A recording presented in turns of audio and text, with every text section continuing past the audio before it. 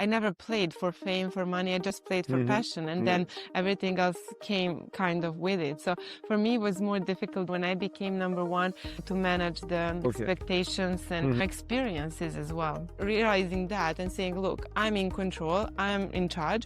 This is my life. I create my own opportunities. That gives you power, you know, and then you can really build and you become stronger, not only as an athlete, but as a person. Welcome to Tennis Insider Club. I am Borja Duran, and together with my partner, Caroline Garcia, here is where tennis stories and life conversations intersect. Join us as we uncover the untold personal journeys of the icons of the court. I hope you will enjoy this conversation. For me, it was a real privilege. Before beginning, don't forget to subscribe to our channel so you don't miss our next episodes. Also, it will mean the world to me if you can share this episode with someone you think will enjoy it. Thank you. Thank you so much, Anna, for being with us today. I'm super excited. We met a lot of time on court, but now it's a little bit different. Yeah. First question, how did you start with tennis? It's so nice to be here with you guys. Well, I started playing when I was 5. I watched Monica Seles and I really liked it. I mean, tennis was not very popular in that time, Yugoslavia. So I liked her aggressive style of the game. And so I told my parents I wanted to play. So for the 5th birthday, my dad bought me a small tennis racket. I wrote down the number of the tennis school and yeah, that's how I started. Nice. That's nice. Mm-hmm. So it started as a fun hobby at the beginning? Exactly, because in Serbia, kids start school at 7. So my parents thought it would be really nice. My brother was just 1, so they thought it would be nice for me to do something before school. My mom tried to give me to the dance, but I was definitely not my thing. So we keep hearing that one. Yeah, it was not definitely. It was not ballet though. I was too big for ballet, but it was just that, and I was like, no. So I really like tennis. My dad played basketball, so I had this sport in my genes a little bit. Nice. And then how was that transition from just playing for fun to like start to get it like serious and trying to make it to pro? So for me, what happened was the coaches started saying that I'm talented and this is how it started. So of course you don't think much of this, you know, but then when I was 8, they suggested I should start maybe to play tournaments under 10 and, you know, like locally. So, and I started to do quite well. I mean, I would beat the girls that are 2 years older than me and so on. And then I just started playing those tournaments and, but it was also very hard times for my country because we went through a lot of wars. So in 91, when I was, 4, 5, the war started the Yugoslavia separated. And then when I was a little bit older in 99, there was bombing.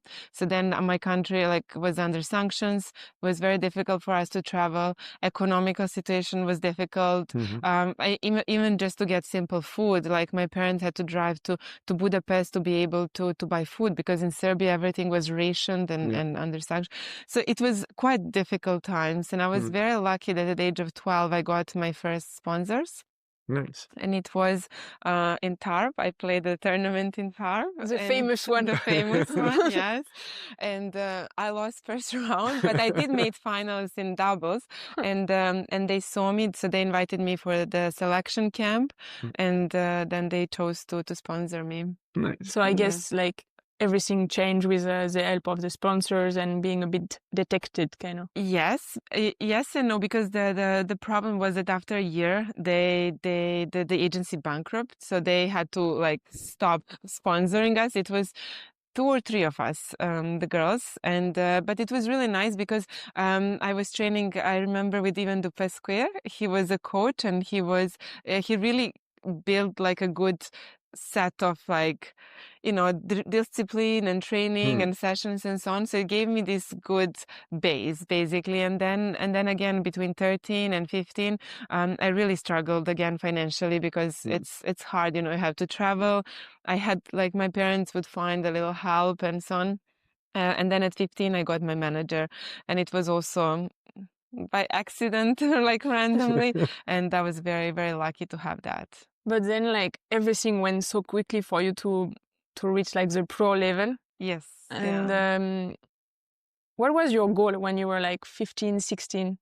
Well, of course, then by that time already my goal was to be professional, you know, and to play against, you know, Serena and all the, you know, big names and to become number one. Of course, it's your dream. But you just don't realize how close or far it is. And I played some juniors and I made final in Wimbledon, and I made quarterfinal here in Paris, but I didn't play juniors for too many years. And I think my best ranking in juniors was like 19 only. So I was never in a top, but I turned professional really early. At 16, I already started to play like professional. You remember winning like 50,000, then you get like feed up to bigger events and so on. So I won like 3 or 4 50,000s, and then I got some opportunities to play bigger events and got my ranking up. And my first big event was Zurich. Okay. Zurich. This was all the time when it was indoor, and I played qualis, got through qualis, made second round, I think, against Venus. So Nice, that was like a big first big tournament. You finally made it. Yes, but that was like in October, November. But then already in January, my first tournament in Australia was Canberra, and I ended up winning it from qualification. Oh, that's a big one. So that was a big one. So that was my first title. That's cool. This episode is brought to you by Hire. On the court, just like in everyday life, excellence is all about precision. Hire knows it well. Performance, precision, and innovation are what takes you to the top. As the world number one in major home appliances, Hire creates high-end, connected, and intelligent products. From Roland Garros to your kitchen, every detail matters. That's why Hire is proud to support the world of tennis and those who strive for excellence every single day. And you arrived to the final of Australian Open, and you win Roland Garros at the age of 19 years old. How was that moment for you to make it? And yeah, it was really incredible, and I think my most memories come from Paris and from Roland Garros, because my first memory was actually in 2005 when I played Amelie in the Philippe Chatrier, and I was 16 at the time, and we played 3-set match. It was really tough match. I played her a few times before and I lost, and that time I won 6-4 in the third. The whole stadium was doing like a wave and like everything was really incredible. Then I made the quarterfinal. So that was my first like Roland Garros experience. Not bad. Not bad. Not bad at all. Not a bad I've start. heard worse, yes. Yeah. And then in 2007, I made final and I played against Justine. And then 2008, Australian Open final, and then I won French. So it was my third final, third time charm. So yeah, many, many nice memories with this place. Was it easy for you, like, to go from being a kid with dreams to like be someone like who is so close, like with so many expectations, pressure, I guess? No, to be honest, for me, not at all. Because for me, tennis was a passion, and I just loved the game, and I enjoyed playing and just, going from one thing to another, working hard and so on. For me, everything changed after, which is very ironic because many people struggled before and then, financially. But for me, I never played for fame, for money. I just played for passion, and then everything else came kind of with it. So for me, it was more difficult the other way. When I won French Open, when I became number one, and then, to manage the expectations and, experiences as well. Yeah, like the expectations sometimes you put on yourself, like you have to keep going and always like with the ranking or winning more slams. Exactly. But also like the expectation of others that sometimes doesn't understand that in tennis you don't win every single week. Yes, and this is what I just talked before, because there is so much what people don't see, they see the trophies, they see the tournaments, and they think that's it. But actually the most of it happens behind it and underneath it. So all, how it is, like all the hard work, all the, the dedication, and no one knows that we perform every week almost, and they think like, oh, why did you lose today? It's like, it's part of the sport. But I think when you are I don't know, sensible, you feel it. And it puts, it's not only about pressure. I think we learn how to handle pressure, but it's about, disappointments. You get disappointed, you get hard on yourself, you judge yourself so much, and it stops you to perform the best you can because you get so wind up. You're all the time alone. You're all the time in your head. Yeah, in a way, it stops being something that for fun, no? And it's something that you have to do, no? You have to just keep winning. Exactly. Otherwise, you're a failure, kind of. And I guess to like be able to find the right balance is not easy.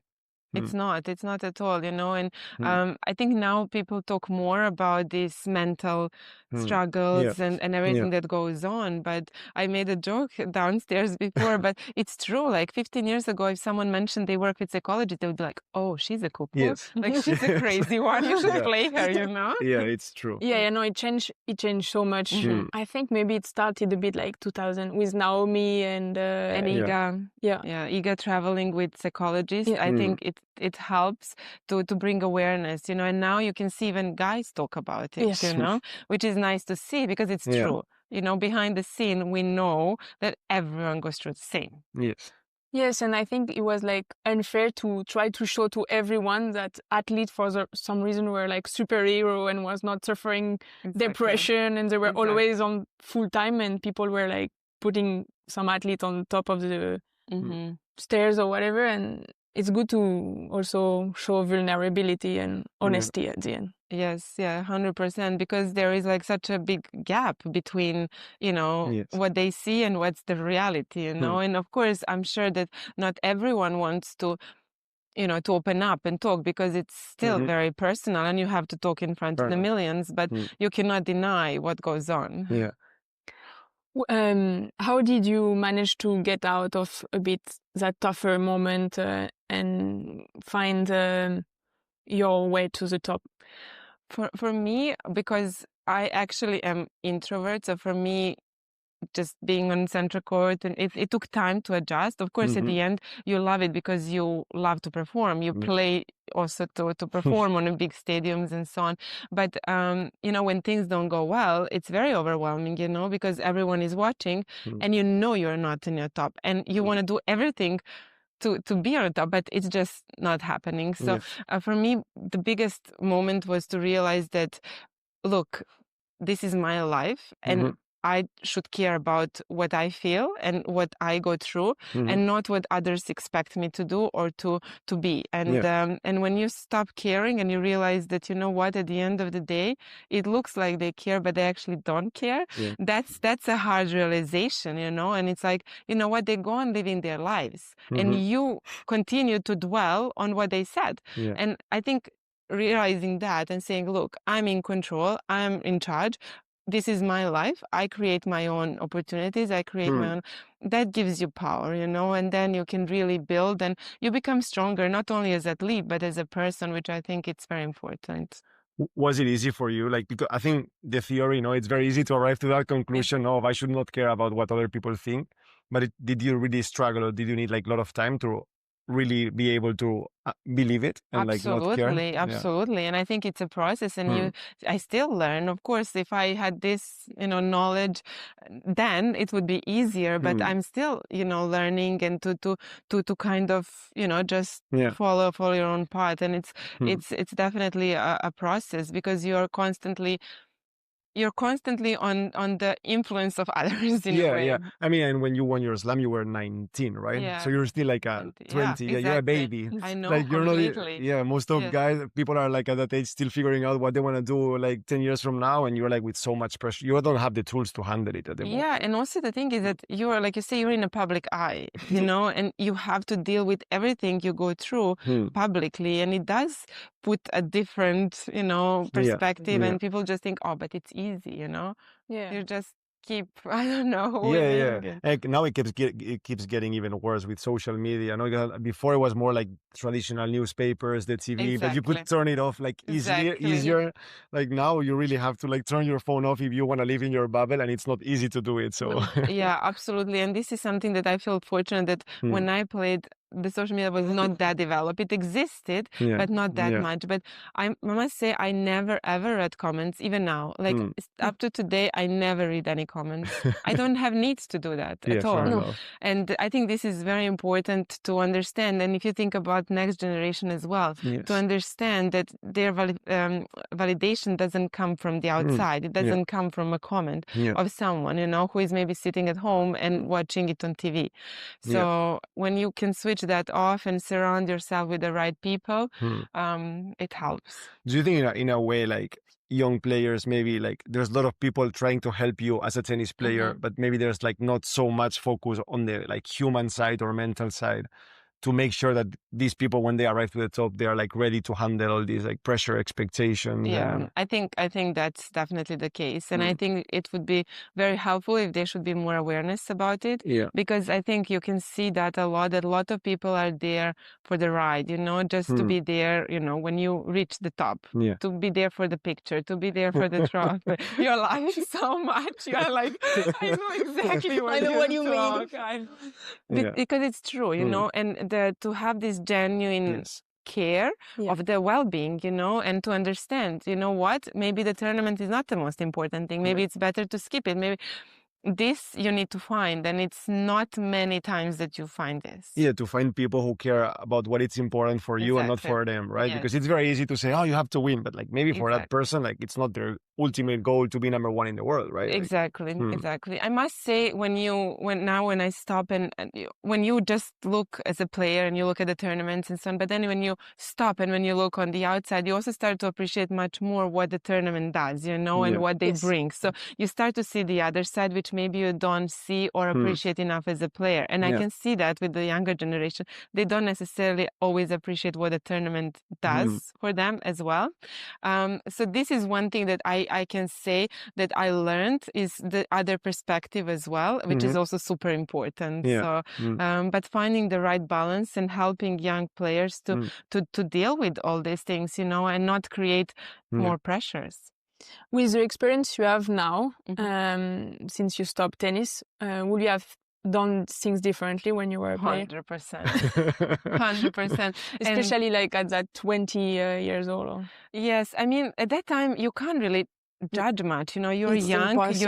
You're just doing. For me, tennis was passion. I love tennis, and I just played, and of course, if I now look back, yes, maybe I should have had a stronger team to maybe guide me a bit better, rather than, be so free in a way. Like my family was always there, but not enough guidance maybe. But I not regret, but most the latest, like last some years, because you come to a point where it's just so much, your body is not the same. I had problems with my knee, you don't really speak much about injuries. Then people judge you and you don't want to, so there is so much of this mix. And I just wish I enjoyed more, because you put so much pressure and you see tennis is something very stressful, which for me was not fair, because it's a sport that I love. And all of a sudden I had this kind of relationship that it was like,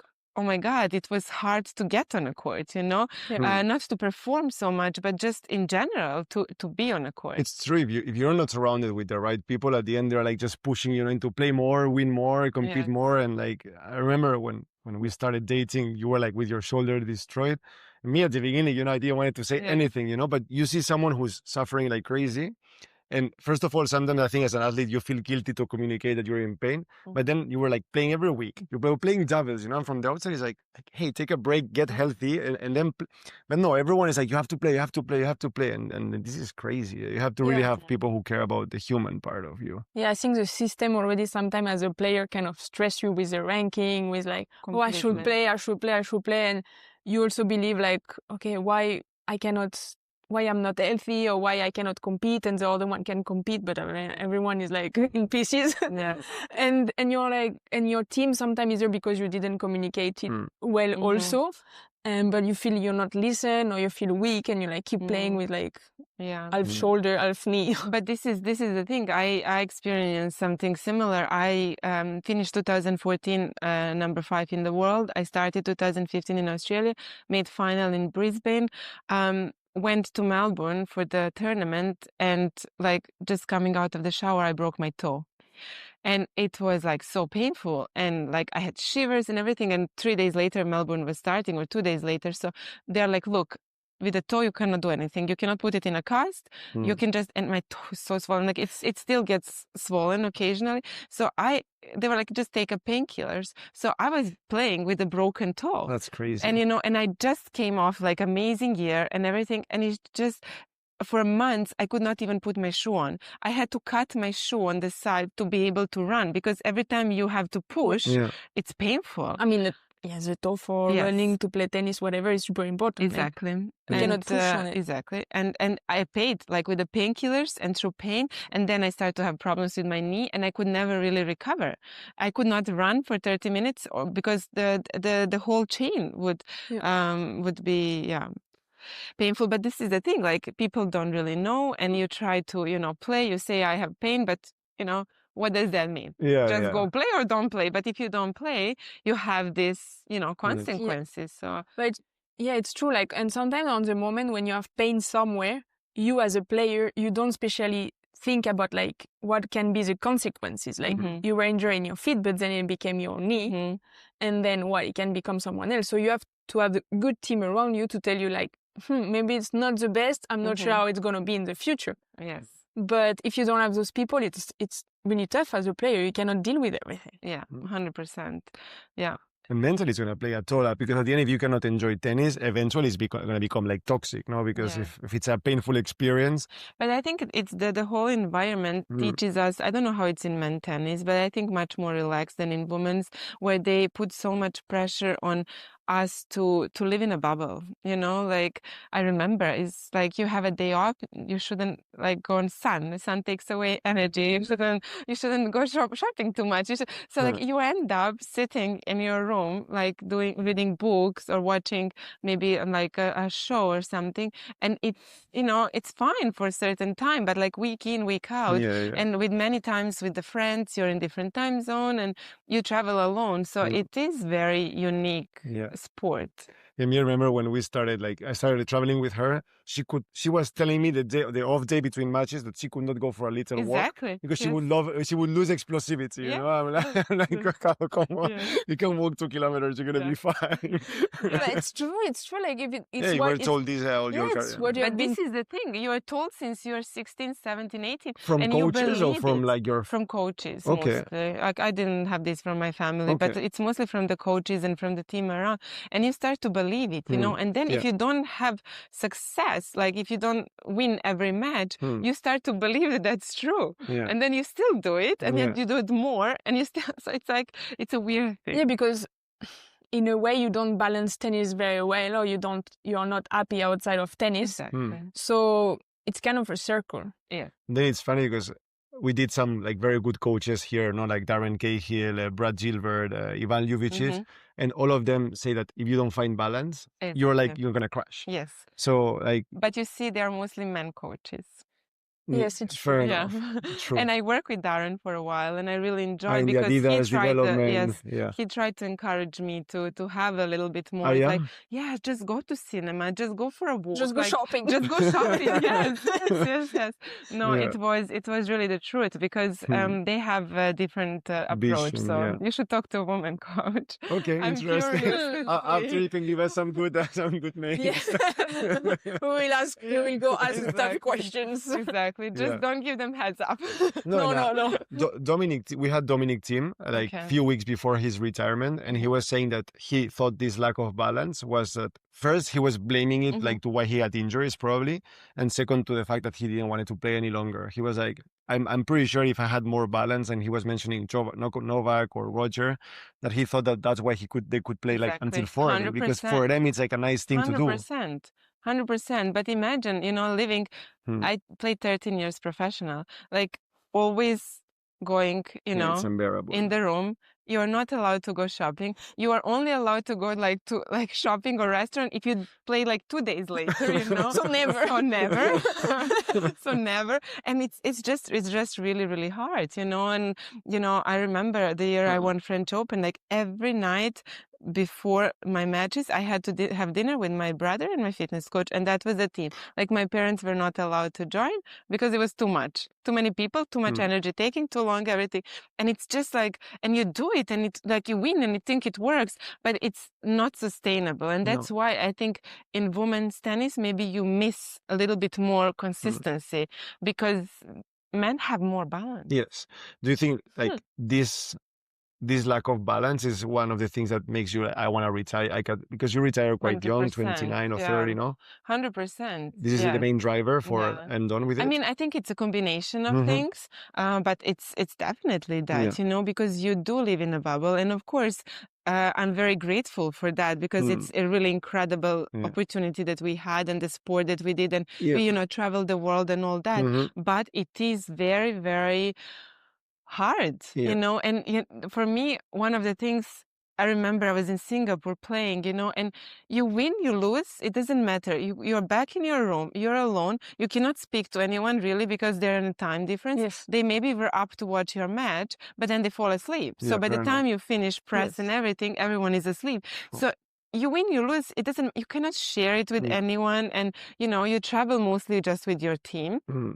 And I'm lucky my parents did travel, my brother as well, whenever they could. But still, it's different. You want a friend. You want someone to share things with. Yeah, it's true. In the men's, most of the times, it's easier also to get your wife or girlfriend to travel with you. In women's, most of the times, it's a bit more awkward or more hard to get that balance. And then if you do that, then you will lose focus, right?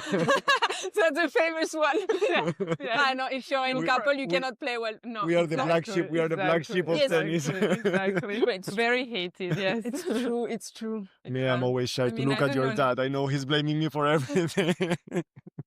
It's so true. Yeah, it's very true. And they don't see it as like as actually, balance and being more fulfilled. But in a man, it's absolutely like applaud. It's like, oh, great, he has a girlfriend and kids, they're stable, But in a woman, you're unstable. So it's very double standard. So for the young players, it's a red flag, no? If you have a coach or someone who tells you like, you don't need balance, red flag, find someone else. Red flag, yes, of course. But it would be very interesting to see now, also with so many moms on tour. Of course, some things are changing. So I would be curious to know if there are still the same comments like back then. I think it's changing, no?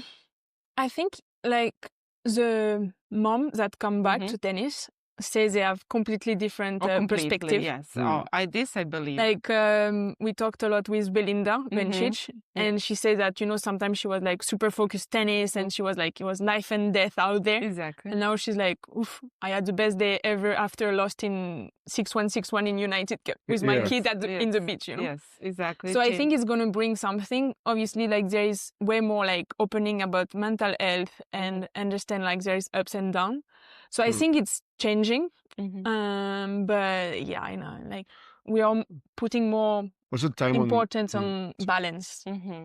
Like you think on the tour also it's also changing. People are a bit more friendly, or at least that's the reputation. Okay. That back in the day was even more cold, so like probably time on site it was even more like stressful. I really believe that this what they say like work-life balance. Like I think it's impossible. Like it doesn't exist. You cannot have everything at the same time. This is impossible. Fair enough. But I think it's very important to take care. Of course, there will be moments where it's more intense on the work. There will be moments where it's more intense on your balance side. But just having this human moment, and finding those little moments in between, because you play week in, week out.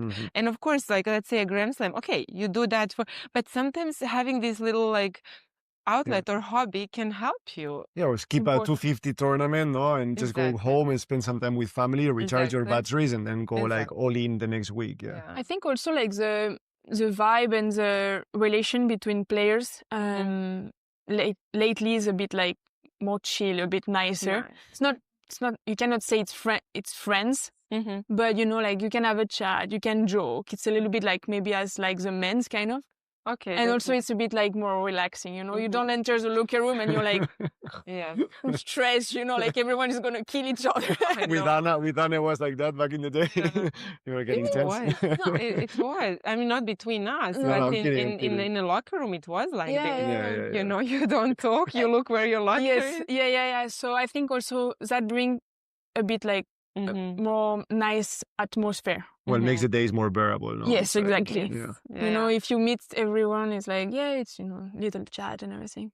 And after tennis, how did you feel? You feel relieved it was over, or like you were like thinking about coming back at some point? No, or? I never thought about coming back. No, never. I was really happy with my decision, and I always wanted also different things. I also work with UNICEF, so for me, charity is also important, and to give back in a way as well, because tennis has opened up so many doors for me, and I always had, and I still have like goals or ideas that I wanna achieve and work on, and also I wanted a family. For me, I love kids, and I with UNICEF I also work with the kids, and now having my own kids, this was also something that I really wanted. So I never thought of coming back, and for some years it was really hard for me even to play a little. I was really just very happy, and now I enjoy to play again a little bit. With your kids? Or not so much, a little bit. They're not too much into you would not tennis. like them to play tennis like No, professionally?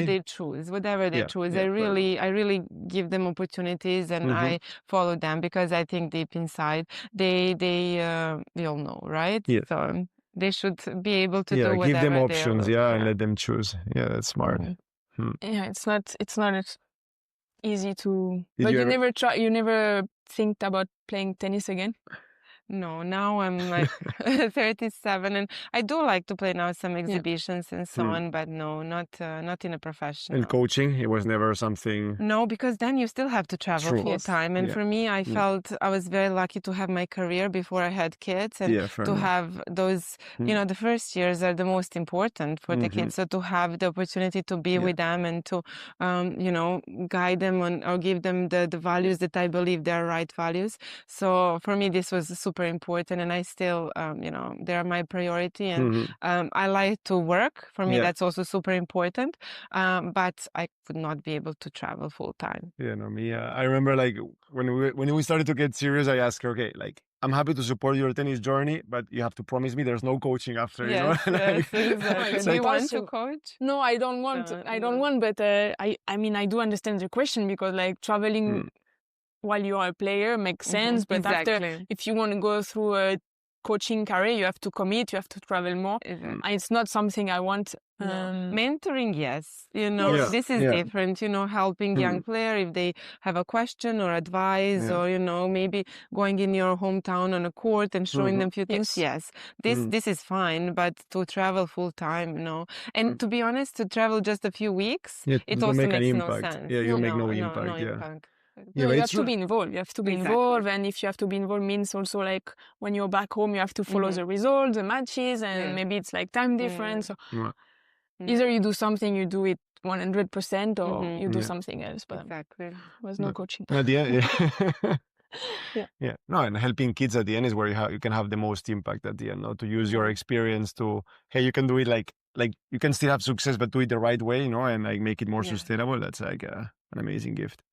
Did you feel when you stopped your tennis career that you had your identity as a woman and what you wanted to do clear? Or? Yeah, I kind of did. And that was all of kind of the process to where I got, because I know so many players struggle with like, what do you do? What's the life after? And for some reason, it never scared me. And I was very, very happy. And I remember even the first year, I was still working quite a lot and traveling. And I was like, no, like I need a break. And then I will do what because I also trust always my instinct, and I always like to follow that, and I still have ideas of what I want to achieve and so on, but I never had regrets or doubts, and besides the one that I should have enjoyed more. That's a quite it comes often. I think we've done like 30 episodes so far, kind of, and probably 90% of the players always say that their advice to their younger self is to enjoy more the ride. Really? That's really interesting. Like nobody is, I wish I would have worked harder. I wish I would have accomplished more. Everyone is, I wish I would have enjoyed it. That is really And this is crazy. Yeah. You know, every time I hear it, it's like, yeah. Because it really hits you, because from the outside, you're living the most glamorous and best life, but yet you're so wound up in your own mind and in your head that you forget to it's always more, what's next. Yes, because sometimes you have the feeling that your career went super fast, but at the end it was most of the time more than 10 years. You played, I don't know how many slams, I don't know how many tournaments, and me in my case, sometimes I barely remember. Like some moment of my season, I'm like gone. I know. I know. It's like gone somewhere. I know. Very. You don't have time to celebrate neither, no? Because at the end you have a big tournament, you have a big win, and unless you decide to skip tournaments, it feels that in 2 days you have to be back on court. So yeah, exactly. And and this is like a machine, but. Okay, we are very lucky, you know. We also play the sport that is, you know, very popular and very visible, and this is very, very fortunate. But at the same time, we have to think also of the next generation and how we can help them to deal with things a bit differently. Yeah, me, when I see Mira Andreeva, I feel that she's doing it in the right way, no? Like she looks like so happy and like, I don't know. But I remember in the first years, and when you're young and just starting, you want more. You know, you want to play more, you want to be present more, and so on. I think it changes. In different parts of your career, you need different things. Yeah, of course. I think towards the end of your career or second part of the career, it's where you need more balance than in the beginning. In the beginning, it's just like tennis. You have to go all in. Yeah. And that's also like the moment where you can also learn a lot, no? Like probably at 28, 29, you know how to play tennis, or you should already know how to play tennis. So it's more like about keep working. You learn different stuff. You learn different things. Yeah, that's cool. Yeah. Do you have like vision of your life now? What I want to do now? Yes. We want to continue the podcast. And to try to share like players and ex-player point of view. What did they learn and inspire? To try to do it in the balanced way and the healthy way. For players, for coaches, parents. Obviously, we like to have a little family, so let's see. But if I can try to share my experience, my past, what I learned about entourage, for me would be a good way. Nice. It would be good. It's not easy. You need some time also, I think, to be able to share your experience and what you learn, put words on what you experience. It's not always easy, but I think I would like that. Yeah, nice. And sometimes it takes time, you know. Sometimes you just need also to switch off for a little bit. Get some perspective also, yeah. It's so intense, no, that... what advice would you give? Oh, sorry. Sorry, not... No, I was going to ask you, what advice would you give to your younger self? To the 15 years old Anna? Well, I think like we spoke, to enjoy more and to... I don't know, to care less about, you know, others and all the outside, and rather, you know, focus on yourself and your path and, just enjoy and be happy. And that also that everything will work out fine. Because I think you so many times worry if everything is going to be fine, And it all works out fine. And if it's not fine, it's because you need to learn something, and then it gets better. Yeah, I mean, and even if it doesn't work fine, doesn't make sense to suffer in advance. Exactly. No? Like, let's suffer when it happens. But like, at the end, it's not a life worth living. No, if you're always suffering in advance, that's good advice. And when you mean that, you mean especially about the result, or also because like people were seeing you like very elegant, good looking, smiling on court, and was that bothering you a little bit also? I think more in general, but about that part, what really bothered me is that people would say like, oh, look, she did a photo shoot, now she doesn't care about tennis. Classic. And for me, this was really hurtful because like one thing I did is 100%, you know, you train. And for me, this was always super important. And even now in my life, like I'm 100%. If I do something, I do it 100%. Like there is no, you know, shortcuts or anything like this. And, so for me, this was very hurtful because, first of all, it was not true. And of course, at some point, like there were some years that I really struggled with the results and so on. And it's kind of gets to your head, and it hurts you, and you're like, how do I get out of it, And at the end of the day, you are alone coming out of it. You have your family that is close to you, and in my case, and friends, maybe few friends, but at the end of the day, others, you realize, don't really care, because they're going to move on. So they are judging you, you get down because of them, and then you are the one trying to get yourself out. So I think in our sport, because it's individual sport, you learn so much about yourself. Did you get help from psychologists from outside? Or? I did in the last few years of my career. I don't know exactly the year. I think 2013, I started working with someone, and it helped me a lot. Just to have a little tools, because your mind plays the tricks all the time, and to have those tools to catch it and to work with it, it helps. Yeah, and to help you also ask yourself a good question and find the answer that can help you on court and also in your normal life. Yes, absolutely. Because like you say, you put so much emphasis on the match, on the tournament and so on, but there is so much, behind it. Yeah, and the human side. Yeah. Trophies come and go, and you think this is the most important thing, but then you realize life goes on. And the most important thing is what you have inside, and what you carry with you for the rest of your life. Yeah. So working on that human side, I think it's super important. Yeah. Awesome. True. Yeah. Okay. I think we're good, no? Thank you so much Thank for you, your Anna. time. It was Thank an honor you to have very you. much, Yeah. guys. Thank you, Javier, for arranging it. Yes. Thank you. No, thank you. It's a pleasure to be here. Nice to see you. Yeah, it was a while. It's been a while, yes. It's good to see you. Thank you so much, Anna. Thank you, Anna. Don't forget to subscribe to our channel so you don't miss our next episodes. And it will mean the world to me if you can share this episode with someone you think will enjoy it. Thank you and see you soon!